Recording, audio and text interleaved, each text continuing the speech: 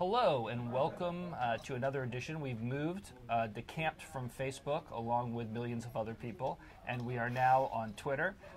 Today we're going to be discussing what ordinarily be a major story, a major scandal, which is Jared Kushner and his family's efforts to secure $1.2 billion in financing for a office tower that is on Fifth Avenue in Manhattan.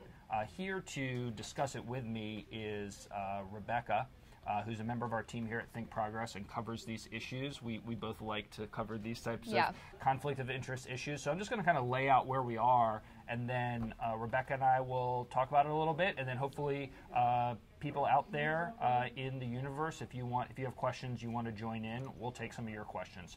But what's going on right now is Jared Kushner, back in 2007, he was 27 years old at the time. He paid the most money ever for a office tower, $1.8 billion for 666 Fifth Avenue. You might feel like there's an issue if you're buying 666 Fifth Avenue, but he thought, no, this sounds like a good idea. Let's go forge ahead. His family, up until that point, was really best known for kind of mid-priced apartments in New Jersey. So this was sort of a big coming out for Jared Kushner. Now, he had really bad timing. What happened immediately after that was the recession hit. Commercial property values in Manhattan, pretty much everywhere, plummeted, and they really needed a bailout. They ended up selling the retail space, which is the really valuable part on the first floor. They brought in this partner, Vornado, who took about half of their ownership of this. But anyway, here we are 10 years later. Things are still not working out. Vacancy rates are high.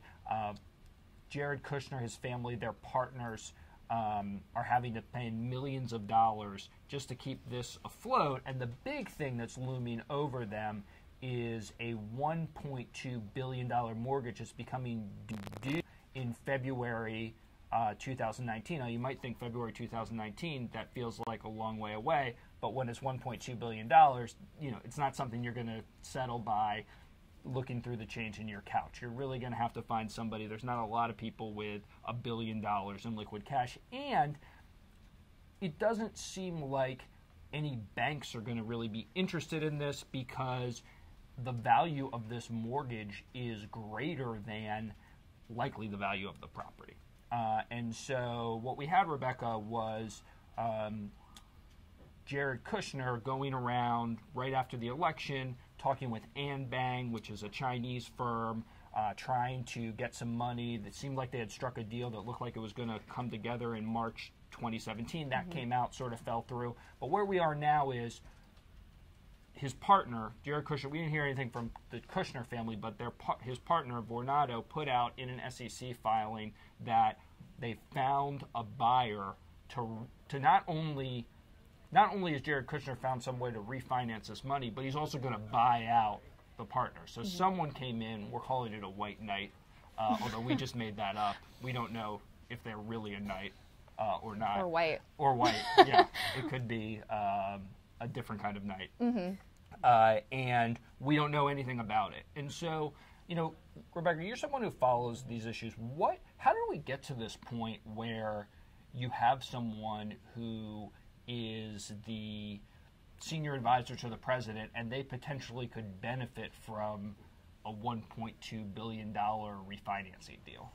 I mean, this kind of is a red flag because I think kind of all started with the fact that Trump himself, the person in the White House himself, has all these conflicts of interest and hasn't really fully divested themselves from the conflicts of interest in general. Like, Kushner has sold technically his stake in 666 Fifth Avenue, but it's kind of put in the same trust that Trump put his Trump organization in. It was put in a trust of Kushner's sibling and his mother, so it's really not a blind trust at all. I mean, he very much can still reap some of the benefits from any business deals done. So I think the rot goes very deep within the administration. It starts at the top, but it also has all these tentacles that sort of extend everywhere else. Right. And the problem is when you put the reason why you want something to be a blind trust and not just giving it to your mom is that there still are all sorts of conflicts that can emerge. Let's suppose this was a real sale. I think that is up for debate, and it was called a shell game by a financial analyst in the New York Times. But let's suppose they really did sell it. You still want good things to happen for your mom. Yeah. I mean, I'm not sure what their relationship is like, but it's his mom and his brother, and they're willing to take this this failing office building off his hands. So I think they're on pretty good terms at this point. And we also know, of course, that he was personally involved in that. In trying to get some financing for this. The other thing that came out, and you can read about this in the New Yorker, The Intercept had some reporting, that Jared Kushner's father, Charles, who has spent some time in jail, had a meeting with the Qataris and was attempting to get about $1 billion to refinance this building from the Qataris, and they turned him down. And, then later, the Trump administration actually supported the blockade of Qatar that was put in place by Saudi Arabia. And I think that goes to a fundamental precept in kind of ethics laws, which is we don't know if the blockade was because they turned him down, but it's the appearance of impropriety. Yeah, and I think that extends to a lot of things within the Trump administration. Like, we're not entirely sure. Like, some deals are made whether just because it's a political move or it's something that can be made to benefit them and their families personally. Why do you think, Rebekah, that this doesn't get more attention? This idea that there was money found to refinance this and we don't know who. Why isn't this front page news in every paper? I think the reason why some people will sort of defend this and maybe it might not get a lot of coverage is that it's not, I guess, technically illegal, I guess. It's just not being transparent. And I guess that's, to some people, they just accepted it as just being something that they're okay with. Yeah. I mean, I think if there really was a quid pro quo here, then that would be illegal. Well, I don't think we have any evidence that it's illegal.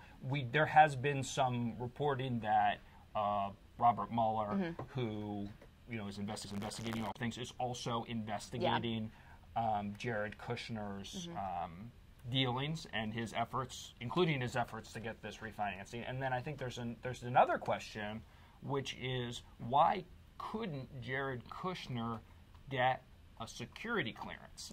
And does it have to do with his discussions with the Chinese? Is there concerns that he's being manipulated by the Chinese? Does it relate to his meeting with a Russian bank, VEB, that actually is viewed as pretty much a slush fund for Vladimir Putin, or one of these other meetings, the Qataris? I mean, what is preventing Kushner from getting a security clearance? We don't really know. I think it was a series of all that, and the number of times he had to sort of redo his security clearance because he left all these meetings off, and that also has implications for Ivanka Trump's clearance as well, because on your SF-86 form you're supposed to disclose meetings that your spouse has also had with any foreign officials as well, also your siblings. So it could, whether she disclosed if Donald Trump Jr. had the meeting in Trump Tower with a Russian lawyer. So, this sort of extends to everyone else in the administration as well. And that's something we really haven't even talked about yet, is that Ivanka, potentially something that she could do could influence, could benefit some of these folks, in addition to something that Jared Kushner could potentially do. And we do know, and this is under investigation supposedly under investigation by the White House counsel, although we don't really know what they're doing, that Jared Kushner has brought different financial institutions into the White House. They've discussed infrastructure or discussed maybe a potential position, and then later these folks have given, in some cases, hundreds of millions of dollars to his company. So this is really what could be a very weighty scandal, but is largely flying under the radar. Yeah. Now I see we have with us off camera. He was on camera once, but now we've positioned him off the camera for this time. Jason's with us, and he's collecting. He's looking at all of the activity that has been buzzing around just since we've started this conversation, and he has a question for us. So I think there's enormous interest on Twitter about the foreign policy implications involved in the White Knight and Kushner's repeated attempts to seek someone to bail him out of this. What kind of quo may have been on the end of a quid pro as far as what might have been offered? What do other people stand to gain from entering into this kind of relationship with Jared? Well, Jared has been put at the center of a lot of hugely important foreign policy issues. Middle East peace is one of them. Opioid crisis. The opioid Not crisis. really for him, but like he's in charge of everything. Yeah. He was the point person for China for a while. He's been the point person on Mexico. So, one of the things I referenced with the Qataris was, maybe we'll provide some protection against retribution from the Saudis or not if you turn us down.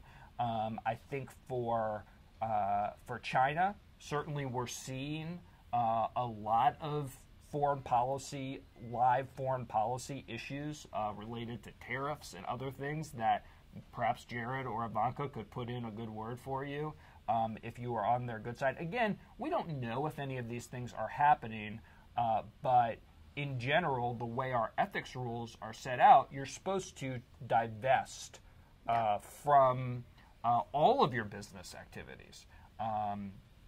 Jimmy Carter famously had to put his peanut farm into a blind trust so that wouldn't create any conflicts for him. Yeah. And that way, you don't have to speculate, and we don't have to link up, why did, this person from why did this country come in, talk to Jared Kushner, and then something good happened or something bad happened to them afterwards? That's why these questions are swirling, because there wasn't this effort to divest. And when Kushner had his meeting with Gorkov at the time, I mean, this was during the transition, so it was a weird time, but U.S. was weighing sanctions on Russia at the time, so it looks kind of, you can't link the two together, but it definitely looks suspicious. Another question, please. There's also an ongoing case, it's been ongoing for a while, regarding the Trump administration's violations of the emoluments clause, which perhaps needs something of an explanation, but I was wondering if you had any updates about that particular case. Yeah, so the emoluments clause basically says that as president, you can't have other sources of income. You have your presidential salary, but you can't have other sources of income from a private business, and including gifts from foreign states. And so there's a number of lawsuits going on. One of the ones that seems to have the most promise is a lawsuit from the attorney generals of Maryland and D.C., who have said Trump's operating this hotel. They're taking money away from our states, our districts. Some of the ThinkProgress reporting we've done here about how after the election, the Kuwaitis moved their business from the Four Seasons in D.C. to the Trump Hotel was mentioned in this lawsuit. And so that's proceeding. There's going to be in a couple of these different cases, there's going to be arguments scheduled. Usually you have an argument first on the motion to dismiss the case. So that's going to happen first. And then if they survive that, the cases will proceed, and there'll be some sort of trial. So at least one of these cases, the one by the Attorney General, is moving forward pretty strongly. The one by Crew, which is a nonprofit, was dismissed, but on basically jurisdictional grounds.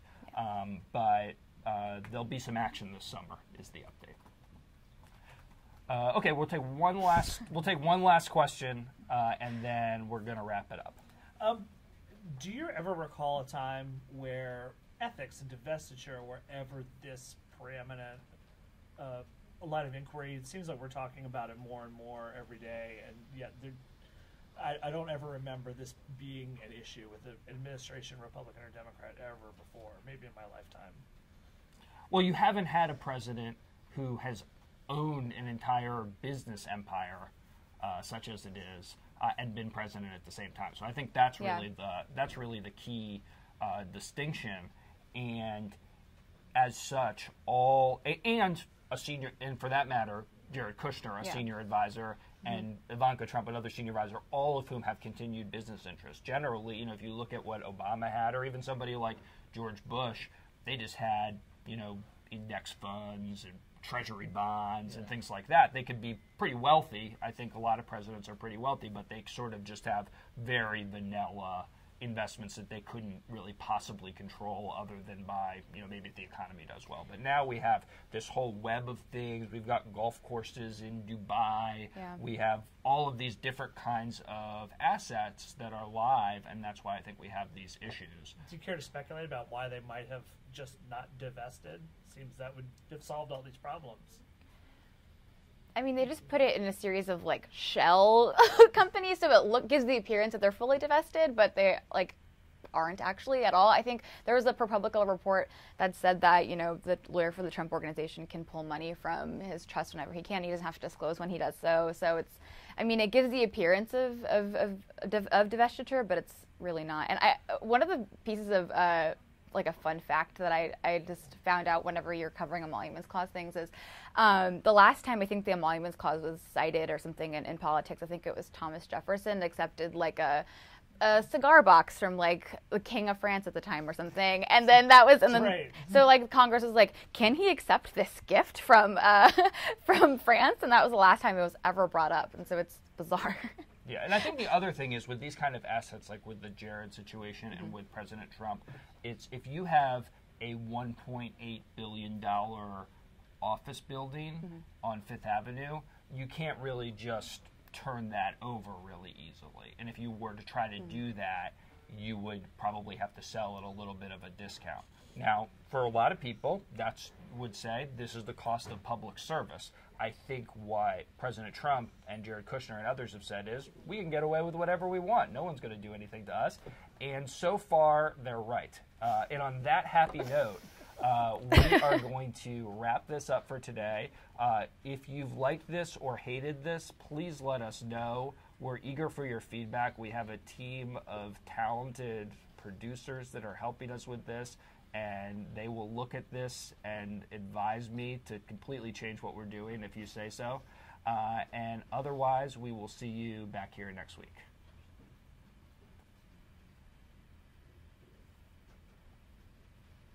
Okay.